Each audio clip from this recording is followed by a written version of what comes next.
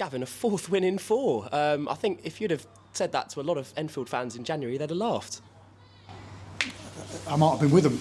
No, I'm joking. Look, Andrew just asked me about, the fact that we're winning, and does that actually breed confidence within the camp? Of course, it helps. But I just said this group, and it's testament to this group. Even when results have been difficult or we've conceded last-minute equalisers, they've never actually detracted from the fact that they believe in themselves, and they've got the ability to go and win football matches.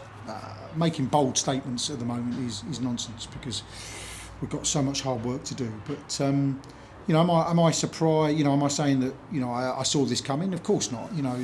This today has been an absolutely difficult place. One of the most difficult places to come. I congratulate Mazza and JD on the season they've had, without a doubt. But our boys have got to come in for a whole lot of credit today, because that's a really good side, a really difficult side, a good side at home, and a side that takes some dealing with, and they've done that. So, look, I've seen it been happening for us for quite a while now, and I'm not surprised we're winning a few football matches.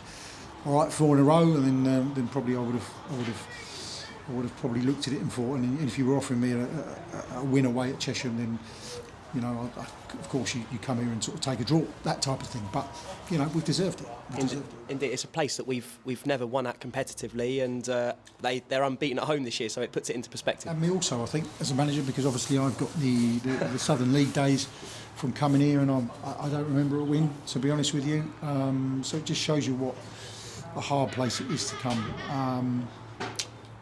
So we can't distract from our lads. They've been magnificent. They've had to defend very, very hard in the second half, which we knew with Chesham going down the slope that was going to be really difficult. When they get a goal and it goes to 2-1 with 20-odd minutes, 25 minutes to go, I think you look at it and you think, okay, teams could go here.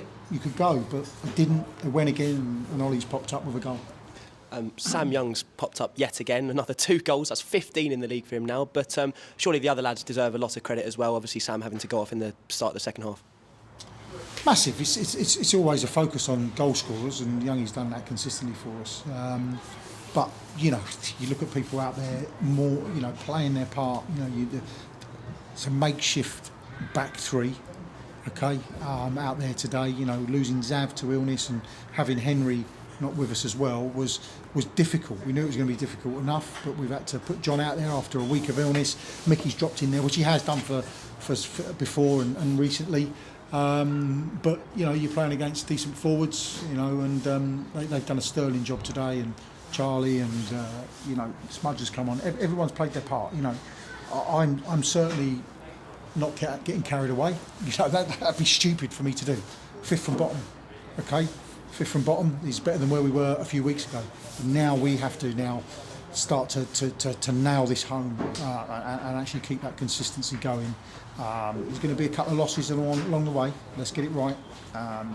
We've got a really, really tough game on Tuesday, but we've got to keep picking up the points as and when we can, and I believe we can. He didn't score today, but what did you make of Hisham's performance? Again, I thought he's got a player who's not played a lot. And he's coming, he's essentially, we've seen it. I mean, he should have scored in the first half without a doubt, and he'll kick himself for that. But he's a thorn in people's side. He's awkward and he runs hard and he's quick, and he's for Ollie Knight's goal, he's superb, absolutely superb for that. And likewise, Ollie coming into the team. Obviously, he's been on loan at Chertsey, so it must have been very pleasing for him to slot into the side as easily as he did. Well, Ollie's obviously been someone that's been with me for quite a few years. He's been away. I mean, I think he had a difficult start to the season. Brilliant season last season. Difficult starts to the season. Bit of an injury in there, and sort of had to go away and sort of get his football back on track, which I think he's done. And from my point of view, I think he was ready to come back in now and actually, be part of this. He wants to play at the highest level that he can.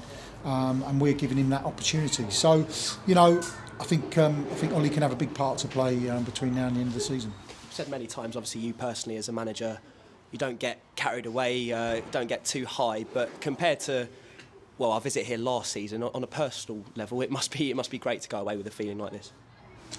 From here, it's a fantastic result. You know, I congratulate congratulations JD and Muzza already on their season. They've got a good side and a side that's full of experience. They play to a system that's very, very hard to play against. And coming to Chesham with the slope and the pitch not in the greatest of shape is a really, really difficult thing to do.